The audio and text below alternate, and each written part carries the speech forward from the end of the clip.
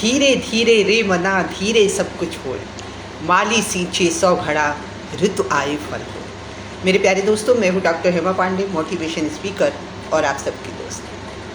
धैर्य और संकल्प शक्ति 2 सगी बहनें हैं और इनका होना सफलता के आयाम में खासा महत्व रखता है। अगर आप में धैर्य नहीं है तो आप किसी भी क्षेत्र में सफल नहीं हो सकते हैं। अगर आप में धैर्य नहीं है तो निश्चित तौर पर सफलता आते आते रह जाती है। धैर्य का होना दोस्तों बहुत ज़रूरी है।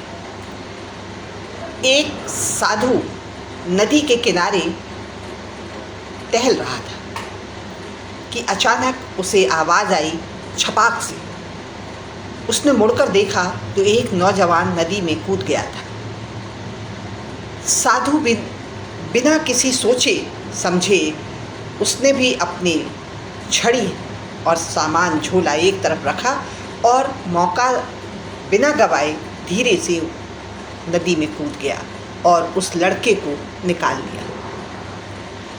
लड़का बड़बड़ाता जा रहा था और साधु उससे पूछ रहा था, कह रहा था, भाई जीवन इतनी मुश्किल से मिलता है, आप ये क्या कर रहे थे? कितनी तेज़ लहरें हैं, आप डूब जाते हैं। लड़के ने कहा, डूबना ही तो चाहता था। मेरी ज़िंदगी में कुछ भी बाकी नहीं है, ना कोई काम है और ना मेरे पास पैसा है। उधार लेकर जो कुछ भी खाया पिया, आज दरवाजे लोगों की भीड़ खड़ी है। क्या करूं वो समझ में नहीं आ रहा है।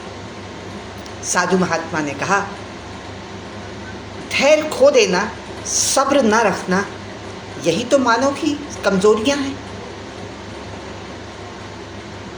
लड़का कहने लगा, करूं तो क्या करूं? साधु महात्मा ने कहा, मैं तुम्हें एक ऐसा घड़ा दूंगा, लेकिन शर्त ये है कि तुम्हें 1 वर्ष तक मेरे यहाँ सेवा करनी पड़ेगी। मरता क्या ना करता।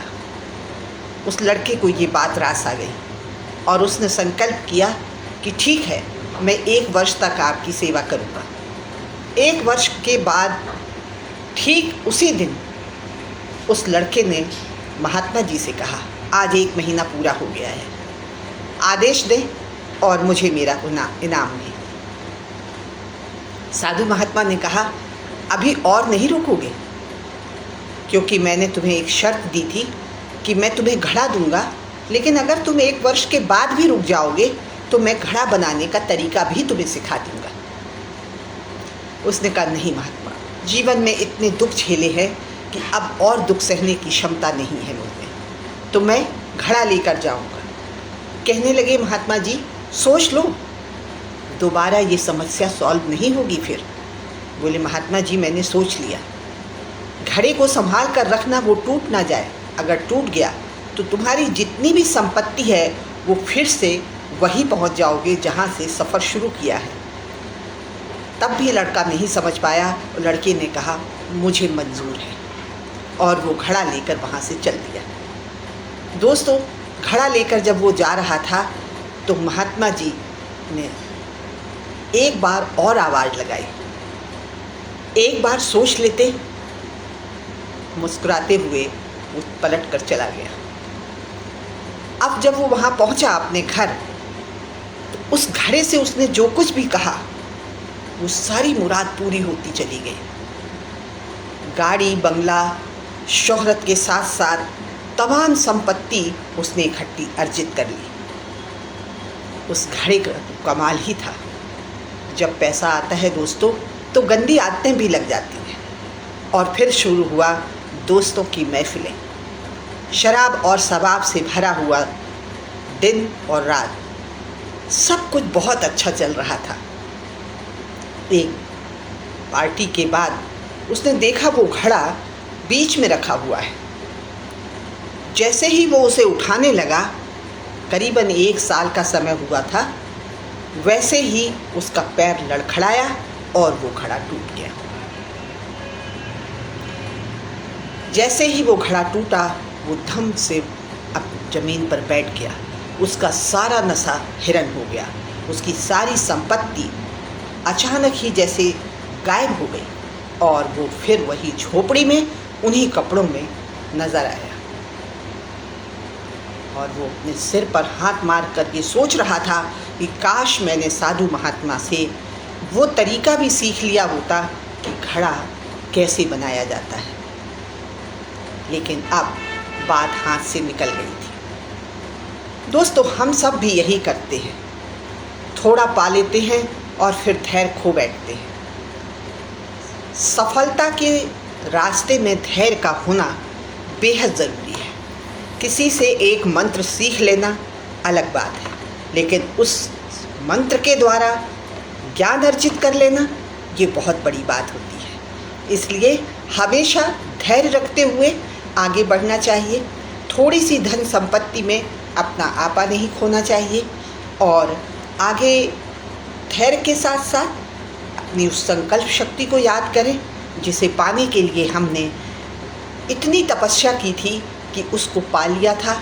लेकिन उसे सहेज न पाने का मतलब है कि हमारी संकल्प शक्ति कमज़ोर पड़ गई, हमारा चरित्र गिर गया और हम अपना आपा खो बैठे। दोस्तों, जब पैसा आता है तो चरित्र भी गिर जाता है। चरित्र सिर्फ एक ही चीज़ नहीं होती है। चरित्र का मतलब आपका खान पान, उठना बैठना, रहन सहन, सब कुछ उस कैरेक्टर के अंतर्गत ही आता है। जो भी आप करें उसमें ये सोच कर करें कि क्या इसके परिणाम कल भयानक हो सकते हैं। जो कुछ मिला है ये जा सकता है, जो कुछ आया है वो, कहते हैं पैसा कमाना और कमाते रहना दोनों बहुत अलग बात होती है। क्योंकि जब पैसा आता है इंसान खो देता है अपने आप को, भूल जाता है कि ये लक्ष्मी है, ये टिक के नहीं रहती है। जहाँ पर कैरेक्टर गिरता है, चरित्र गिरता है, खान पान, रहन सहन और बड़ों के प्रति सम्मान, जहाँ ये सब चीज़ों का अभाव होने लगता है, लक्ष्मी भी धीरे से खिसक जाती है। इसलिए धैर्य बनाए रखिए। कोई भी काम करें, प्रतिदिन करें, निरंतर करें और एक दूसरे का सम्मान करते हुए, एक दूसरे में बांटते हुए ज्ञान को और आगे बढ़ते रहें, तो यही चीज़ें आपकी स्थायी बन जाती हैं। एक पेंटर टहल रहा था और टहलते टहलते उसने एक महिला आ गई। महिला ने बोला, महात्मा सर, मैं पहचान रही हूँ जहाँ तक आप पैब्लो पिकासो हैं।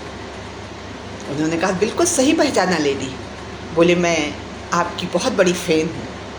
बोले, मैं आपका सम्मान करता हूँ। बोले, मुझे एक स्केच आपके हाथों से बनवानी थी।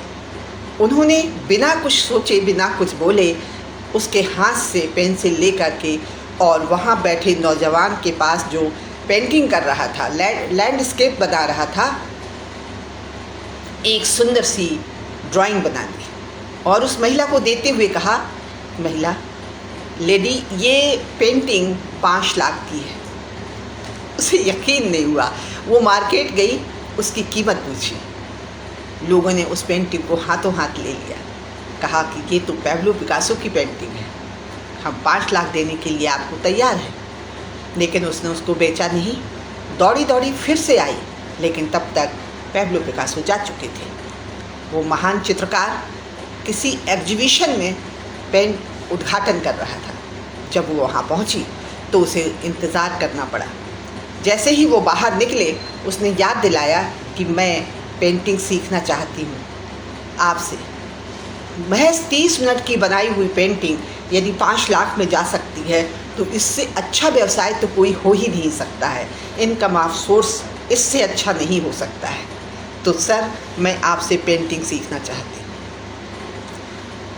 वो पेंटिंग सिखाने वाले मुस्कुराते हुए बोले। पैब्लो पिकासो ने कहा, लेडी, जिस पेंटिंग को मैंने 30 मिनट में बनाया है उसको बनाने में 30 वर्ष लगे हैं। लगातार प्रयास करते रहने से ये मुझे सफलता हासिल हुई है। कोई भी सफलता एक दिन में नहीं मिलती है। धैर्य और संकल्प शक्ति के रास्ते निरंतरता का अहम रोल होता है किसी भी व्यक्ति को शिखर तक पहुंचने के लिए।